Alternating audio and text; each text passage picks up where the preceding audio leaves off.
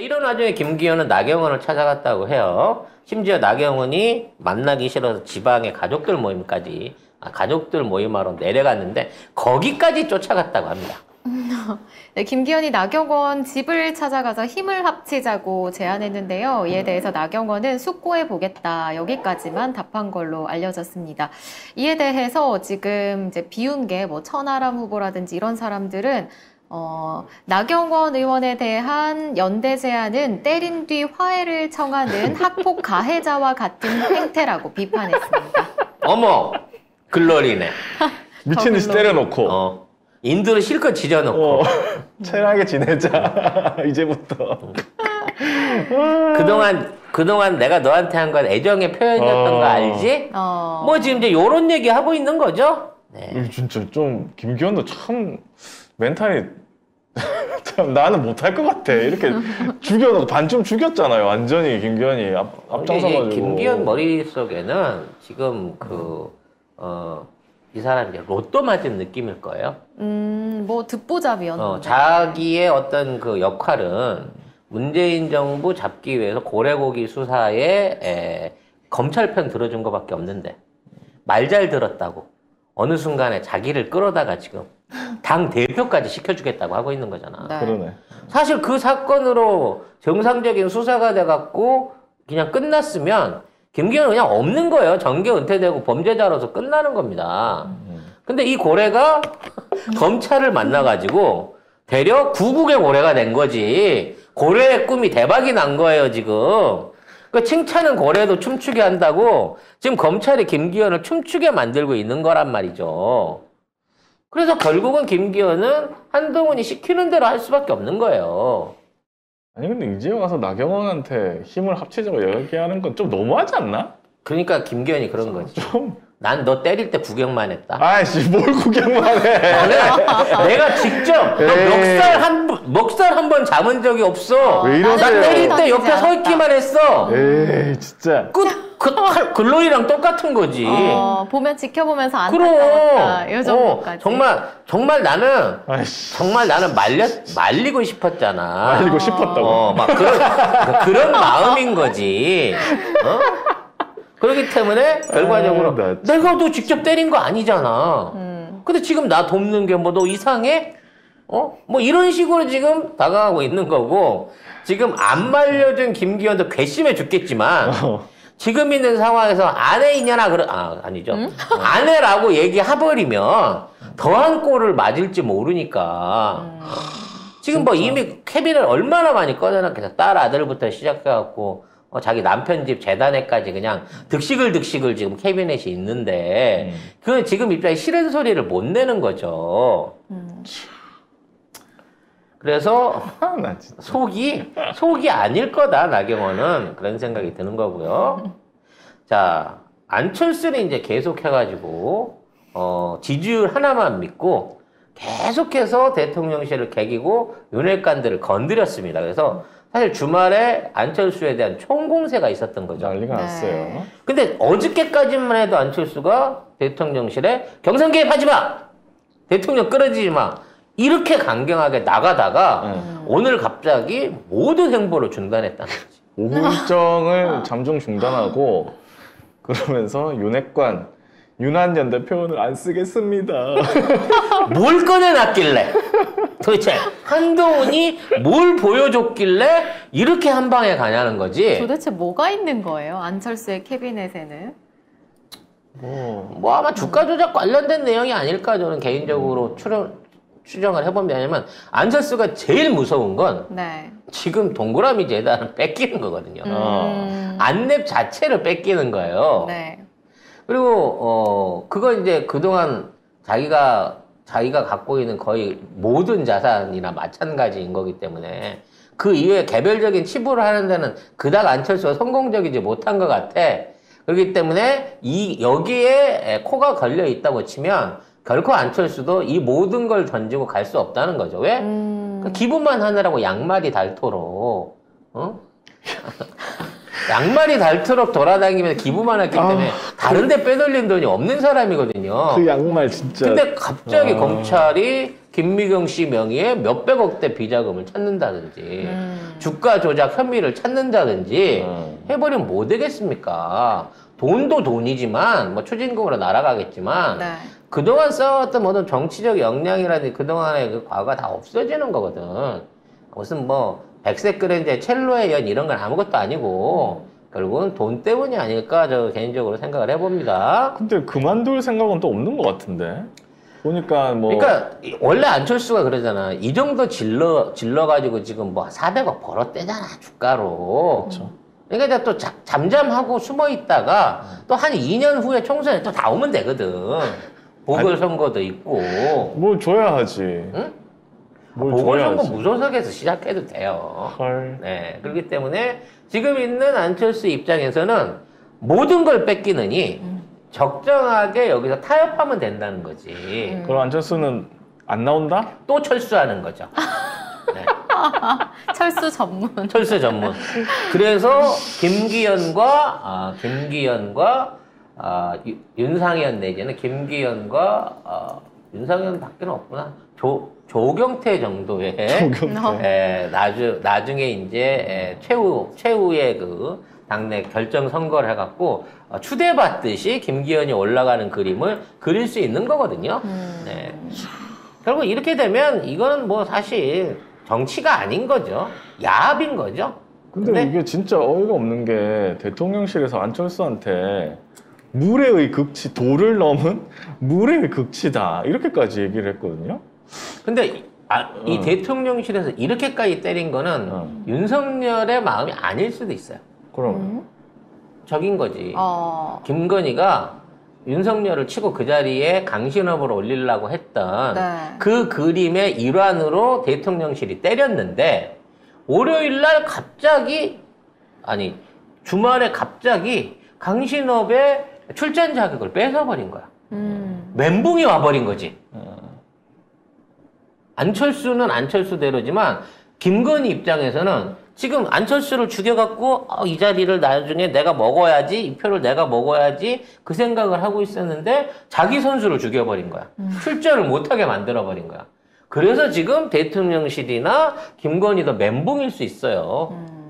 결국은 강신업이 어떤 태도를 취할 것인가, 이거를 승복할 것인가에 따라서 또는 안철수가 또다시 경선 행보를 이어갈 것인가 포기할 것인가에 가서 이 안에서 셈법이 굉장히 복잡해진다는 거야. 결국은 지금 한동훈은 친윤계하고 손을 잡았다. 윤핵관하고 손을 잡았다고밖에 볼 수 없는 거고 이제 반윤계가 검찰의 개입, 그러니까 한동훈 윤핵관 연합에 대항해갖고 본격적으로 일전을 불사할 것이냐에 대한 결정은 조금 더 기다려봐야 알 수 있게 된다는 거죠. 사실 이 무례 극치가 왜 나왔냐면 이 정견 발표를 했습니다. 그 안철수가. 그걸 하면서 윤한연대가 없었으면 어떻게 대선 때 후보 단일화 했겠냐. 후보 단일화가 곧 윤한연대다. 그러면서 자기가 핵심 캐치프레이즈로 윤한연대를 내세웠어요. 그러니까 내가 윤심이다 이거지. 아니, 내가 지분이 있다 이렇게 얘기를 한 거예요. 내가 대통령 이 정권의 절반 지분이 있다라는 거. 얘는 꼭 2% 지분이 있으면 그게 50%라고 우기는 애거든. 그렇게 믿지 않을까요? 그러니까 대통령이 무례의 극치다라고까지 간 거예요. 그러니까 이게 옛날에 민주당한테 한번 써먹어서 성공한 케이스거든요. 먹었어? 내가 2석, 3석밖에 없어도 네. 1대1이니까 50대 50 아니냐. 그러니까 지분은 절반이지 이 논리가 되는 사람이거든. 똑같은 논리를 여기다 갖다 들이밀고 있으니까 지금 사실 안철수는 혼자서 독식이잖아. 아무도 없으니까. 네. 근데 윤석열 쪽에는 뜯어먹을 놈들이 한두 놈이 아닌데 이걸 50대 50 지분 요구하니까 못 참는 거죠. 결국은 너무 많이 요구한 거야, 안철수는. 당대표로서 거의 절반의 권한을 요구한 거야. 공천권의 절반 이상을 요구했다고 봐야 되는 거야. 그래서 얘가 결국은 환영받지 못한 거야, 윤핵관들. 아니, 근데 당대표가 되면은 공천하는 거지, 뭐. 그러니까 그 부분에 대해서 내려놓겠다라고 사전에 합의를 봤으면 얼마든지 쉽게 갈 수 있었다니까. 근데 안철수는 절반 내 거, 내 맘대로, 절반 내 맘대로 아마 요 생각을 갖고 있었고 그랬기 때문에 윤핵관들이 안철수하고 거래가 안 된 거예요. 그리고 희한한 단독이 나왔는데 이 TV조선이거든요. 윤 대통령 안철수 생각 알았다면 단일화 안 했을 것. 그럼 뭘 알고 했다는 거야 도대체? 이거 단일화를 결정한 이유가 뭐라는 거야? 진짜 골 때리는 기사예요. 한번 보세요. 이거 읽어주세요. 네, 지금 안철수가 지난 2016년에 간첩 사건으로 무기징역을 선고받았던 고 신영복 교수를 위대한 지식인으로 평가를 했었는데요. 경이 최근에 이 발언 내용을 알게 됐고 또 큰 충격을 받았다고 합니다. 그러면서 미리 이걸 알았다면 아니 단일화도 지도 안 처음처럼 했을 그렇게 거다. 처먹었으면서 지금 와가지고 안철수가 설마 그런 생각을 갖고 있었으면 나는 안 했을 것인데 말도 안 되는 얘기죠. 결국에 이게 2016년 거를까지 털어가지고 안철수 나 그런 사람인 줄 몰랐어. 심지어 안철수 2022년도도 아니야. 2016년도에 안철수가 이런 말을 한 줄 알았으면 나는 단일화 안 했지. 단일화를 안 했을 거라는 그리고 거. 안철수 이런 말 한 거 보니까 빨갱이네. 이건 거야 지금. 결론은 이건 거야. 너무 어이가 없지 않아요 진짜?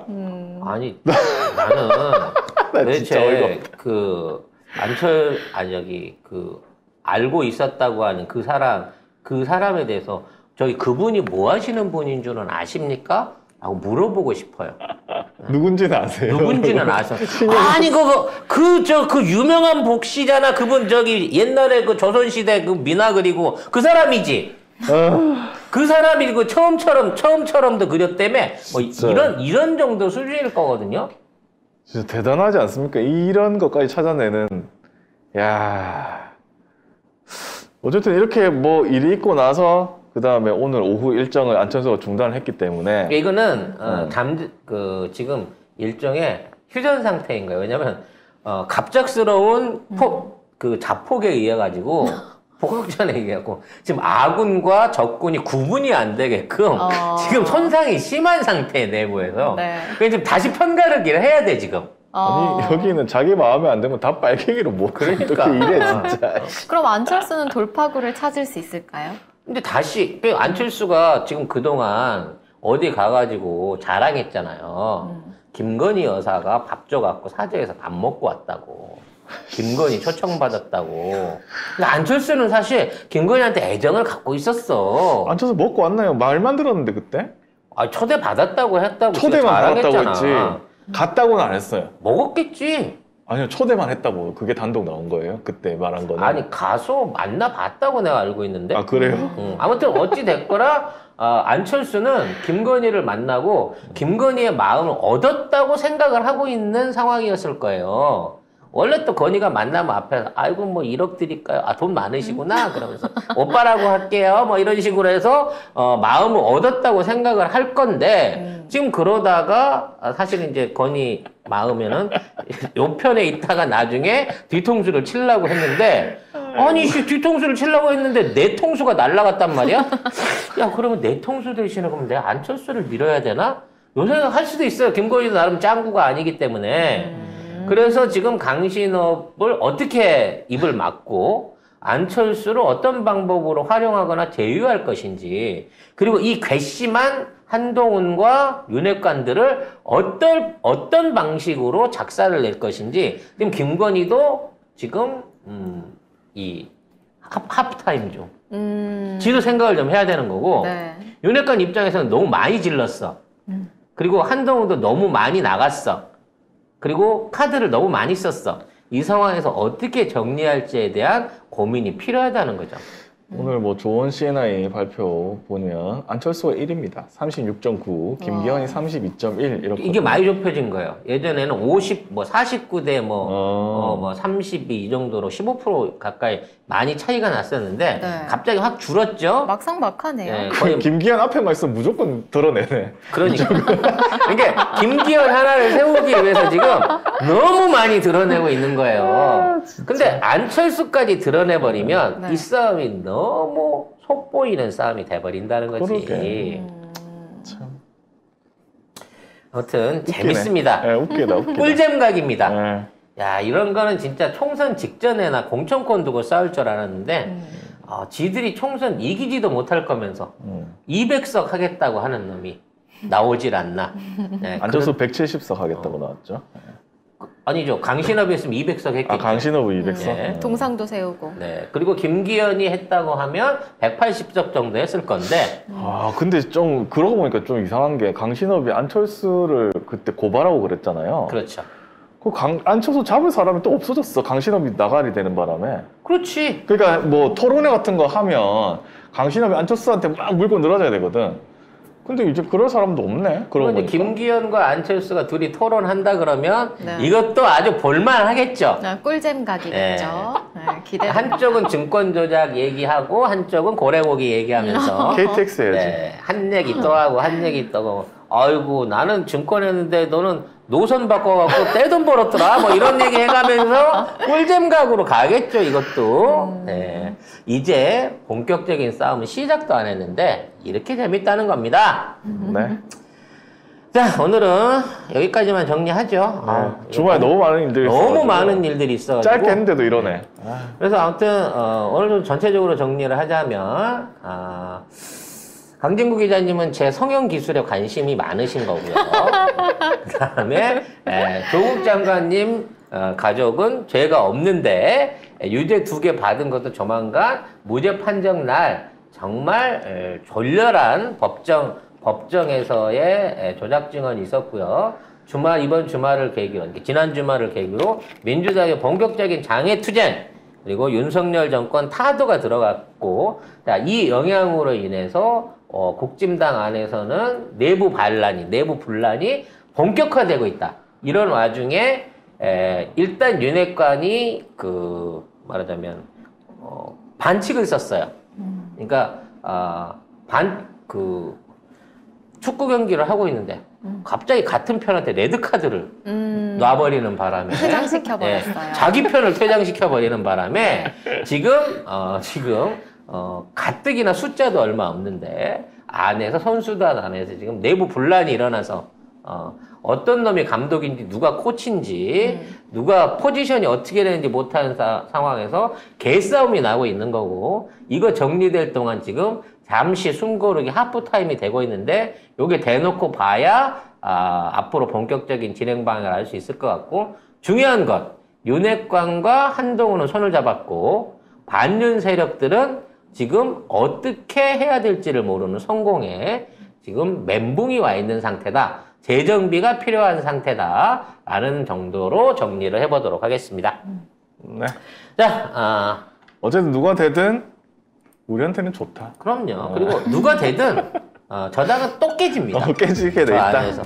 왜냐면 지들이 원하고 있고 고집을 안 꺾을 거기 때문에 저 공천권으로 갖고 나눠 가지기가 안 돼요. 그래서 다른 당으로 나가거나 무소속으로 나가든가 해서 여당 쪽 유리한 지역구에는 사람이 엄청나게 많이 몰리고 후보자들이 보수 후보자들이 많이 몰리는 그런 현상이 이제 생겨날 수밖에 없게 됐다는 거죠.